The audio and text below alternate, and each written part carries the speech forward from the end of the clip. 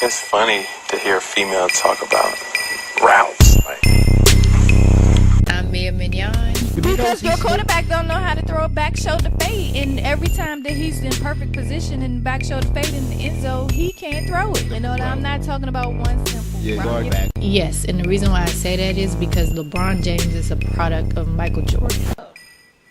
Love. You know, what do you know about love? What do you possibly think you know about love?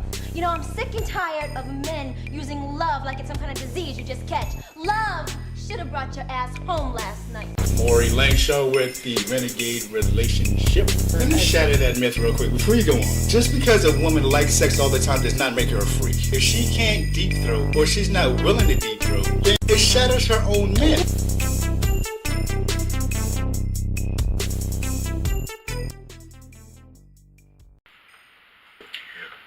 Hello, welcome to another episode of Routes and Relationships, and I am Mia Mignon. I am Maury Lang Shaw, Renegade Relationship. What's up, y'all? What's up? What's up, YouTube? Hey, YouTube. What's going on, man? How you feel? I feel great. How do you feel? Awesome. Good. Great. So it's before the NCAA tournament bracket time. We got to do our NCAA tournament predictions. Yeah. Our Final Four championship round of 68. 68. Did you pick the playing games, by the way? No, but I can do that right now. I don't even need to spend too much time on those people. Yeah, I didn't at all because I'm just going with the field of 64 because all the teams, the 11 seed and the 16 seed that get in before the tournament, they're going to lose first round anyway. So that's how I picked them. I agree. All right. So we want to start. You want to start with your upsets? You want to start with your who you got going to the Final Four, Sweet 16, championship? Well, first, I want to tell them what we're going to talk about on the relationship side. Oh, on the relationship side, too, Yes. with the second half of the show. The second half after of the halftime. show, we're going to talk about blended families. Blended families. Yes, on all aspects. Oh, of wow. blended Blended families. Yes. Okay. Mother-in-laws, stepchildren. Okay. All right. Bonus children. Bonus children. Bonus children. I see. Okay. I got you. Yes.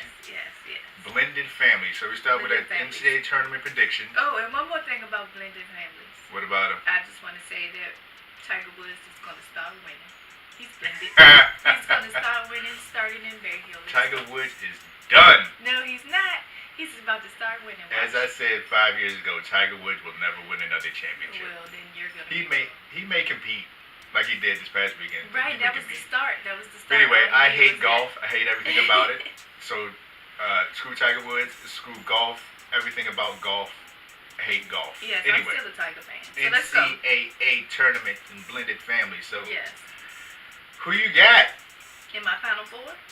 Might as well, jump right into it. You got In my Final Four, I have Arizona, Xavier, Michigan State, Michigan State. and a toss-up here is Villanova, but they can very well be replaced by Alabama. Alabama, the number 9 seed. You got that much faith in Sexton. Alabama, yes. That's like you might as well have. I have that. He's a part of it, but I have that much faith in their coach. So who's their coach? Avery Johnson. She said Avery Johnson because I know no one understood that. Avery Johnson. Avery For Johnson. YouTube, I know you didn't understand that. Avery Johnson. But that's how he says his name, Avery Johnson. Again, Avery Johnson is his name. Avery Johnson, yes. Okay. So you got Michigan State. Michigan State. Coming out the Midwest. Yes, I do. You have Villanova coming out the East. I do. You have. What's the possibility of Alabama coming out of the East? There's no possibilities to even predict. Well, because I have Alabama and Villanova playing in the second round, and for me, that's a toss-up. Alabama could very well beat them, or Villanova can beat them. So whoever wins that game in round 2 is going to the Final Four. I think Villanova will lock Sexton up because that's all they have. Okay. And Sexton will have an average game, and Villanova will beat them by 15. Okay. That's your prediction. Right. Yep. You got it. And you got Arizona coming out the South. You got Arizona, I guess, beating Virginia. Yeah. in the Sweet 16? Yeah. Virginia, the number one overall ranked team in the country. I do.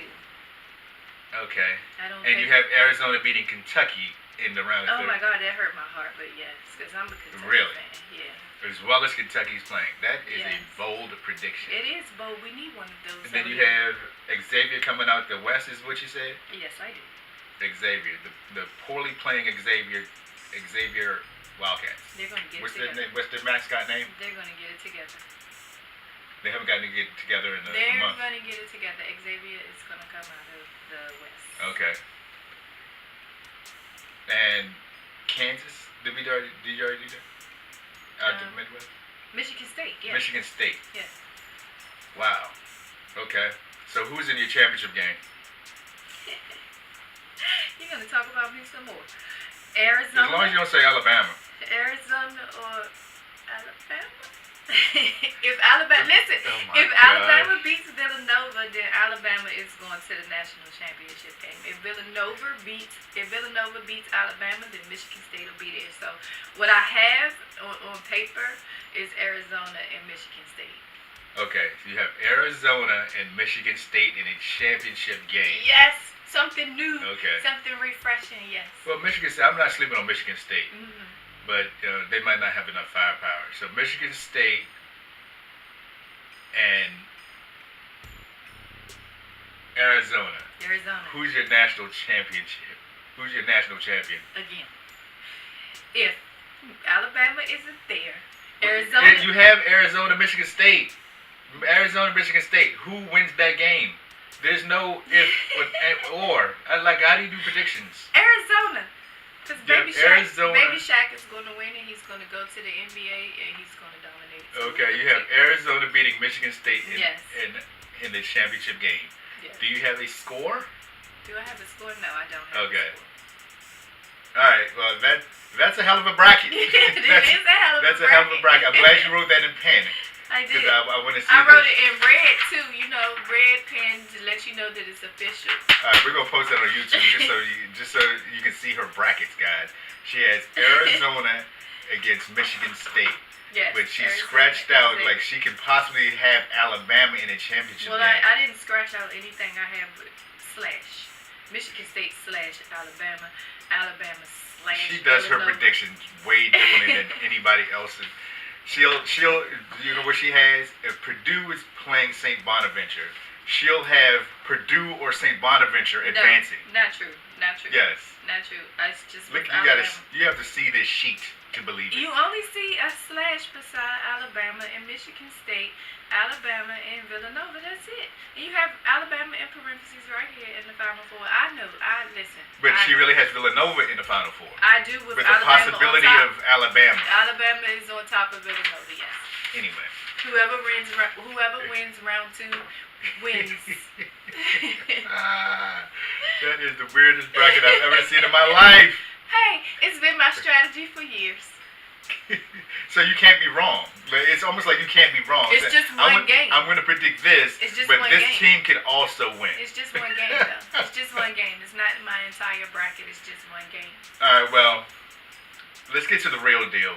Real analysis here. Thank you very much. Yeah, I keep telling you, you are the relationship guy. But I'm we not can the go sports ahead and guy? let you- What? We can let you think that you have real analysis. All right, out the East. I got Villanova coming out the East. Same thing I said. They're going to beat Purdue. I have Alabama's losing to Villanova in the second round, so it's not the same thing you said. I said that whoever wins that game is going to. I said that. Go ahead. I'm sorry. You go. Go. So whoever wins the second round game between Villanova and Alabama is going to the Final Four in your Yes. bracket. Yes. Lord have mercy. All right. Let me take a sip. Villanova is going to come out the East. I have Kansas coming out the Midwest. I have the number one overall seed in Virginia coming out the South. And I have You buying into the Virginia hype? they're the number one seed with the number one defense Okay. in the country. I just want to know Right. if you were It's buying not into hype. the Okay. It's not hype. All right. And my boys, the Tar Heels. Oh my gosh. The Tar Heels coming out the West. Ugh. So the Tar Heels will play Virginia. Villanova will play Kansas. And I gotta mention this dude though. In the in the Sweet 16, Michigan State versus Duke. Michigan State is going to dominate Duke. Well, we agree. In a revenge game. I actually want to see that game because that's going to be a very hyped game. That's a Final Four type game, and it's going to be in the Sweet 16. Honorable mentions to Alabama because they're gonna beat Virginia Tech but lose to Virginia. Sexton's going to have a great first round game and a horrible second round game. Look, you got stuck. Oh, no, I was looking at the 12-5 matchup. There's always a 12-5 upset. Oh, Clemson in New Mexico is You have- be my 12-5 upset. You have New Mexico beating Clemson. Yes. All right, I have Clemson beating them. My 12-5 upset is... Yeah, say Kentucky. No, Kentucky's playing very well. They'll get to the Sweet 16. They're gonna beat Virginia, but Virginia's just too tough defensively and they're gonna lock down Kentucky's talent that's playing well. So they're gonna get to the Sweet 16. But the 12-5 upset, Davidson won't beat Kentucky. The 12-5 upset, South Dakota State will beat Ohio State. Put that in your books. What are you laughing at? Okay. South Dakota State is going to beat Ohio State. Put Okay. that in the books. Okay, it's in the books. That's the only 12-5 upset. I usually have like two 12-5 upsets. But when the offensive efficiency of Clemson is better than New Mexico State, they average more points per game. Same thing with West Virginia versus Murray State. That won't be an upset. And Kentucky versus Davidson. Davidson can shoot, but Kentucky's playing so well, and they still have talent. That's the thing. They're finally playing well. So that's why Kentucky may make some noise, but not against Virginia.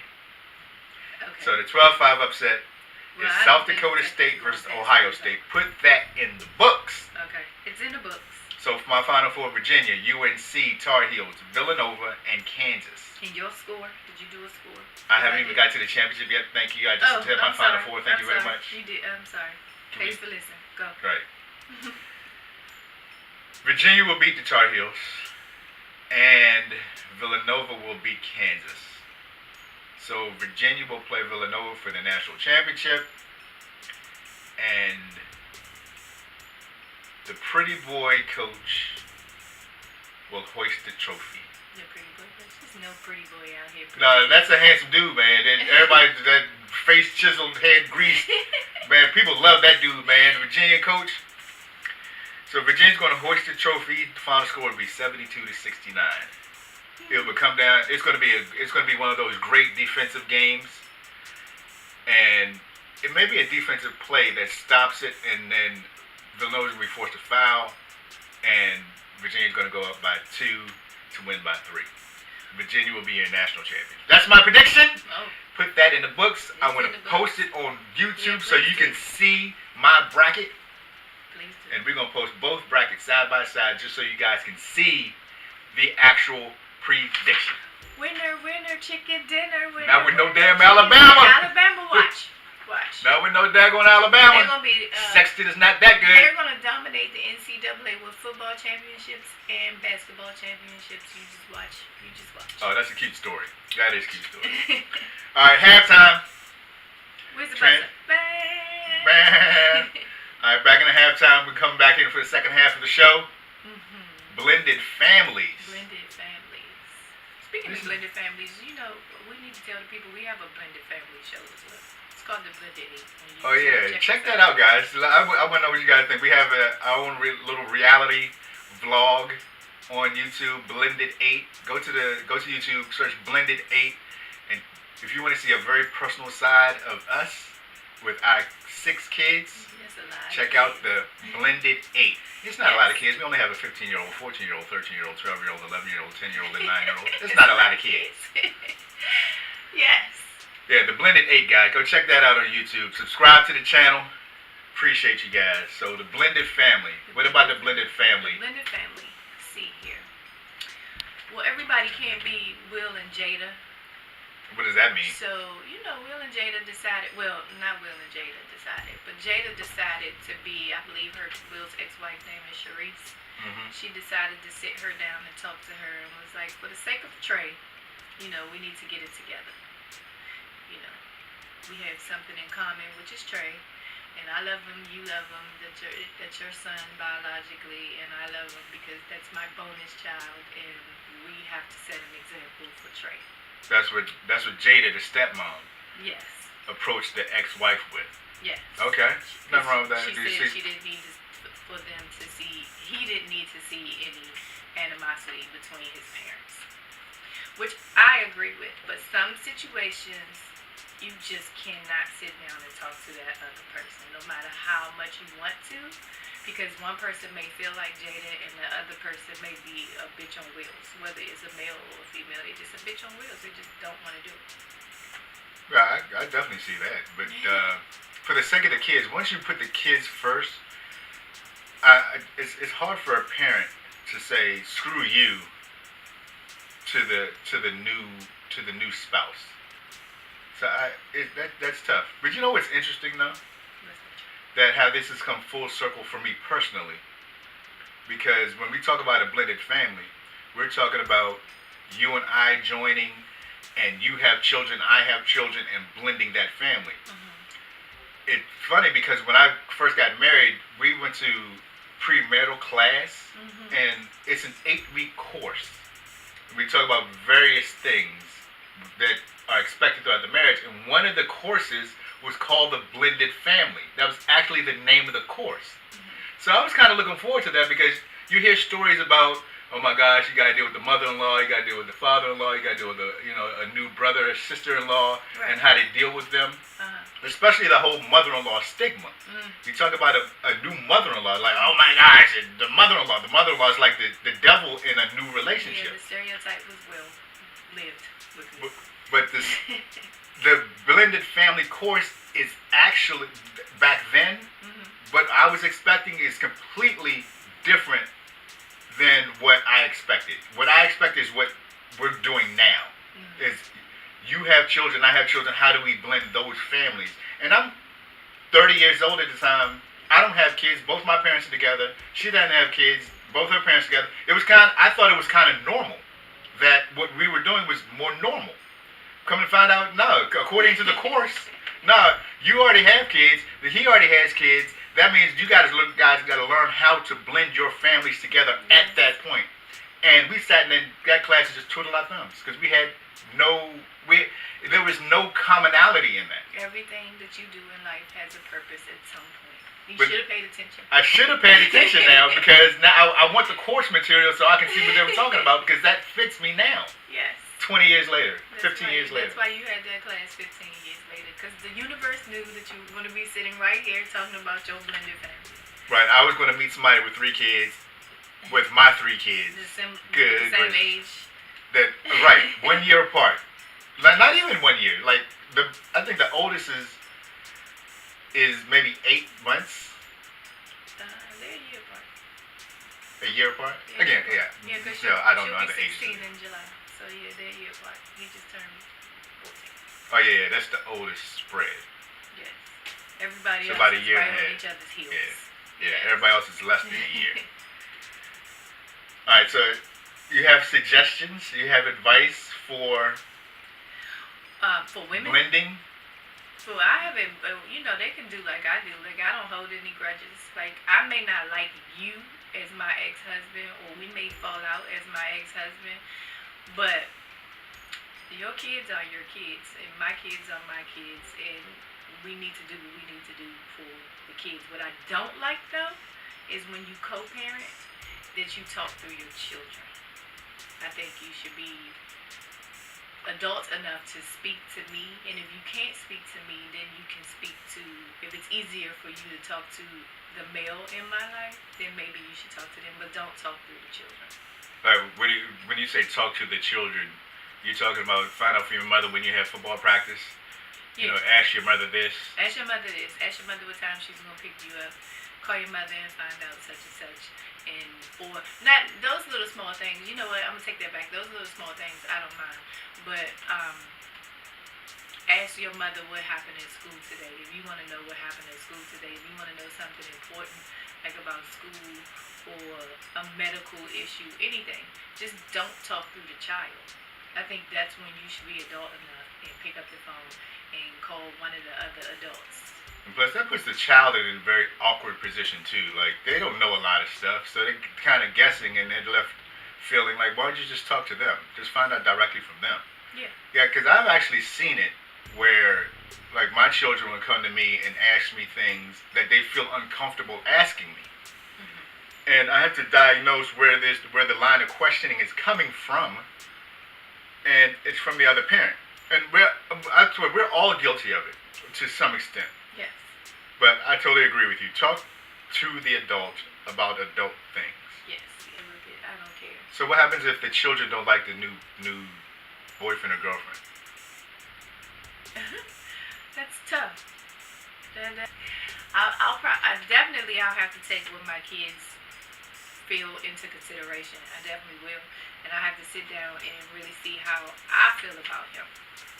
Like, because if I feel like I'm just dating you, just to be dating you, or just to have something to do, and there's no real feelings there, the relationship has no substance, then I'm going with my children.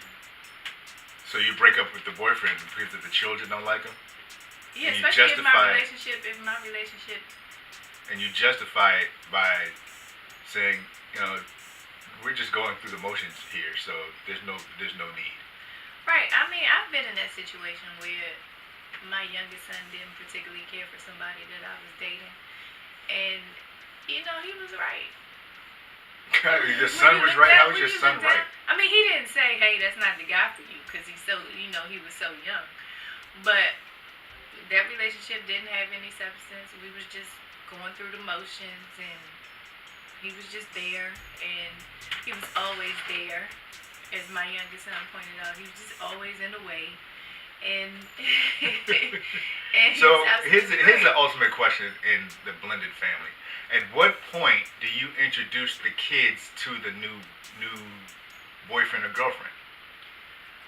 I'm one of those ones to say, as soon as you know that there's a possibility that this relationship is something, not just that initial newness. Like, once you get past that newness and you feel like this is somebody that you want to be with, I don't think you should wait a year, because you could be knee deep into your relationship and you can fall in love with this person and actually feel like that this relationship may be going somewhere, and then a year later you introduce your kids to this person and your kids like, ew, I don't like them, and then you got all hell breaking out and you trying to deal with this and deal with your relationship. So I don't think you should wait a year, but I don't think it should be as early as 1 month either. So what are you saying? I would probably do 60 to 90 days. So I don't like to put a timetable on it, because it's more of a feeling thing. Like if you're dating somebody and you just hit it off and you're seeing somebody every single day, you talk to them every single day, then that timetable is sped up by a lot. But if you're dating somebody and you're seeing them once a week, talking to them twice a week, then that 90 days becomes 180 days. Yeah, you don't get to be my kids once a week. No. So to say 90 days or 180 days, it really depends on the nature of your relationship and the discussions that you guys are having. Some people, like some men, for example, in a lot of situations, they're trying to get to know somebody in order to have sex with them. They have no interest in a relationship, but they're being evasive with the honesty. And it's awkward for a woman to say, like in month 1 or month 2, to say, hey, where's this relationship going? I need to know because I have kids. That's a very awkward conversation. It seems very rushed. So it's a delicate situation where honesty really needs to prevail, because some women, after a month or 2, if you're just in it for the sex, maybe they're just in it for the sex. Yeah. But no one is that honest about, I can't say no one. Not no one. It's very rare to find a man that's that honest and, look, I'm not looking for a relationship, but you're cool. I want to date you. In other words, I want to keep on going until I have sex with you. Well, they should probably try it. They'll be surprised at what they get. Yeah, well, planned sex, especially the first time, is always awkward. It's going to be awkward. Not planned sex. I'm just talking about being honest with your intentions. Yeah, in today's day and age, the thing is, I don't think men believe it. Women can say it all they want to. They just don't believe it. Well, that's like why if you say you just want to have sex, then just tell me you just want to have sex. Yes. That's bullshit. Yes. Because if I tell you, hey, I just want to have sex with you, and I really do want to have sex with you, there's a high probability saying that the woman is going to feel disrespected and never call again. Yeah, maybe. Yes, a lot maybe. There's a high probability. You talk about when you more first, than maybe. When you first meet her, or you. Not when you first meet her. Hey, my name is Maury. What's your name? I want to have sex with you. No. Okay. After the course of a couple dates, or maybe over about a week and a half, or whatever, the man is going to want to have sex with the woman. Well, period. That's what you need to tell her in one of those couple of dates, because she's going to ask you, she read the Steve Harvey book. She's going to ask you about your short-term plans and your long-term plans. God, I hope that. Am I the only dude that disagrees with just about everything Steve Harvey says? So within those 90 I can't be days, the only dude that disagrees with him. And he's a relationship guy. I don't know, but hey, he found his niche, and I'm not hating on him. He found his niche, and there's a lot of women out here that want to listen to him. Women, stop believing that man. Well, stop believing him. They have to believe in something. Like, you know how the song goes? Steve Harvey sang it every time. If you want to believe in something, finish it. Why not believe in me? That's Steve Harvey. Oh, well, nah. I swear, I disagree with just about 95% of what Steve Harvey says, and I study relationships. Well, the one thing that I do agree with is that you do have to set a standard as a woman. You do have to set a standard. And then once you set your standard, then you shouldn't have an issue. You shouldn't have a problem. If he doesn't want to live up to your standard, that's his business, but you set a standard. See, when you say standard, that I call it value. Yeah. And there's a distinct difference between how a woman values themselves, which I'm a proponent of, versus you setting standards. And when Steve Harvey says standards, he's essentially saying, I'm not going to accept this, I'm not going to accept this, this is what I will accept, and I won't accept this. And 9 times out of 10, they're physical traits. It's like, I can't date anybody under 5'10", he needs to make this type of money, and these are my standards. That's not a standard. That is a standard. Standard on how somebody treats you and what you accept. That's how you again. That's why me as a relationship guy, I differentiate between a standard and a value. Just use a different word, but it's the same thing. Right. Not when Steve Harvey's talking about it. Okay. No, you have to have standards, and when he says standards, there's barriers that you will not go below. And you will not accept. It's a fine line, but that to me, that fine line is very distinct. Well, one of the things when he discussed standards and he talked about his current wife and what she wasn't going to accept from him, and this is not the money thing and all this. It was what she was willing to accept as a woman from him. Like, if you want to date other women, that's cool. You can date other women, but you're not going to involve me in that. When you get finished doing whatever it is that you do, and if I'm available and you come back, then you and I can get together. To him, that was a standard. See, to me, that's not a standard. To him, that was a standard. That's how she values herself as a woman. Well, like I said, it's interchangeable words. And they're really not, though. That's why I keep on saying they're not interchangeable. It's a fine line between how a woman values herself and what she will and won't accept. There's a fine line between that.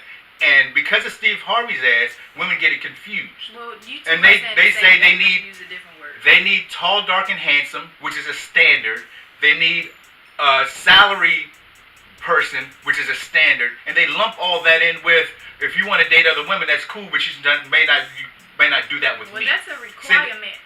Now you're adding another word. Now right. it's a requirement. I look at that as a requirement. If you say I need tall, dark, and handsome, he has to make 6 figures, and he has right, to and that's what Steve Harvey's talking about. That's what he said. That's the examples he uses in his book when he talks about standards. He lumps it all together, which is disingenuous at best to women. That's why I differentiate between a standard and how women value themselves. You have to value yourself at a certain level. Yes, you do. And then you have standards which are pretty. It's like a line item. If you have to have somebody that has a job, for example, or he has to make a certain, there's nothing wrong with that. It's pretty shallow, but nothing wrong with that. Those are standards that you're not going to go below. Right. That has nothing to do with, I'm not going to sleep with you because I value my body for at least 90 hours that we're together. Like Steve Harvey talked about this 90-day rule. And again, I I can't be the only guy that disagrees. Maybe I am the only guy that disagrees with to me, Steve Harvey. No, because I'm a female that kind of disagree. Because he can be sweet as pie for 90 days, and after that 3 months, once he has sex with you, who's to say that after that 3 months he won't? Bro, as a woman, how do you know that though? How do you know he's going to change after? He's not going to be a sweetie pie anymore. How do you know that? You don't. Nobody really knows that. Exactly. So you just kind of go off your vibe and see how you feel. And if you want to sleep with him, but deep down in your soul, if you feel like you want to sleep with him, it's okay. And if he dips out, it's okay. It happens. Here's what I tell women. Here's what I tell women, especially about dating. It's not about the amount of months or days. It's the actual quality time, and you can quantify it by using hours. How many hours have you spent with them? Just like I teach my daughters, when they get of age, when they get to 30 years old, of age, they can date. 35. 35, when they can date. How many hours are you actually spending with him? And movies do not count. So if you're spending 3 hours at dinner and drinks, that's quantifiable time spent. That's just 3 hours. And I'm saying instead of 90 days, you spend 90 hours with a guy, he's going to show who he is within that time period. The problem with 90 days is most people date maybe once a week. Okay. They may talk on the phone twice a week. So after 90 days, you've seen him, 10 times? Yeah, approximately. You spent, 20 hours with him? Yes. And now it's 90 days, so therefore you've X'd that out on a date, or X'd that out on a calendar like Steve Harvey says. Now it's time to sleep with him. Yes. And you've spent a total of 20 hours with this dude because he travels to work, he has a job, he's meeting your standards, he's not forcing you to have sex with him, so you're maintaining your value, but now it's 90 days. Bullshit. You're not learning anything from him. 90 hours is probably a better threshold than 90 days. Wait. How in the world did we get on dating and we supposed to be talking about blended The blended family, right, because we're talking about our kids dating. We're talking about blended families and, how do we transition to that? We Talking about Steve Harvey. Let's go But back. anyway, blended families. Blended Yeah, families. that's what we were talking about, yeah. I don't know. Oh, because we started talking about when do you introduce your kids to the guy or girl? Yes. Well, I introduced my kids to you, Right away, because you knew right away? right away? Well, we've known each other for 5 years before, so Oh, it okay. wasn't right away. So when we first started dating, y'all, she's like, I'm ready to introduce my kids to you. I'm like, whoa, slow down, champ, slow down. Have this, because he needs this. Go ahead. She planned it out. We went to the park. We played football. We raced. He needs this. Yeah, I was like, dang, come on, meeting the kids right away. Now, I have the text messages to prove actually what happened, but for the sake of this podcast, we're going to let the relationship guy have this. I don't need to have anything. Anyway, I think you should introduce your kids to the significant other sooner rather than later. Yes. After you've been dating for a month or 2 or 3, and the conversation of relationships has come up. Like, you have to have the conversation. At some point in your conversation during your dating process, you're going to talk about your goals and dreams. You're going to talk about the white picket fence with the puppy with 3 kids. Yeah, I don't want to. You're going to talk about, living in suburbs versus in the city. You're going to talk about this stuff. And how he or she reacts to that, will tell you when you can introduce them. And then the more comfortable you are, the more direct you can be with your questioning. Especially after you have sex. But don't use, ladies, do not use sex as that entry into the conversation. What if she likes him and they have sex and it's bad sex, but he is interested in meeting her kids, and she doesn't know how she can stay in a relationship with No, you gotta have sex at least 3 times. At least 3 times? At least 3 times. That's how you can know it's good or bad. Okay. If it's bad 3 times, then it's just bad sex and you need to move on. Don't introduce any kids. Don't introduce any parents. You gotta move on. And if you're bold enough to tell them why, then you can tell them why. Otherwise, you just gotta move on. After 3 times of having sex, you can definitely tell. Because the first time it's gonna be awkward. It could be, especially the older you get, it's gonna be somewhat awkward. It has a potential to be bad The second time you're more comfortable, you're more loose, you kind of know what the other person wants. But about the third time, you definitely should know. And if it's bad all 3 times, then move on.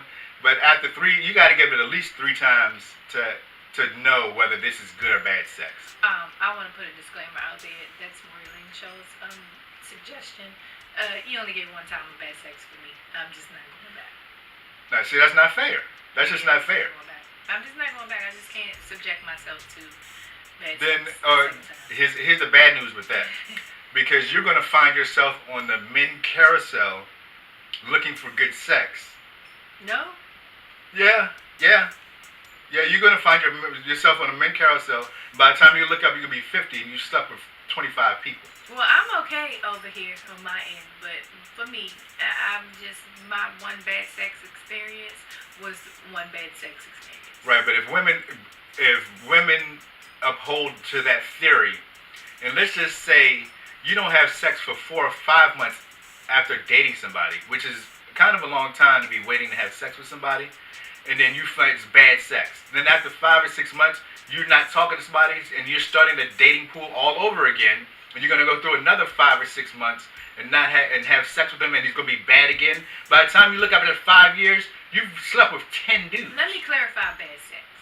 Let me clarify what I mean by bad sex. You could just have somebody that just, like, as a female. Nibbles on your clit?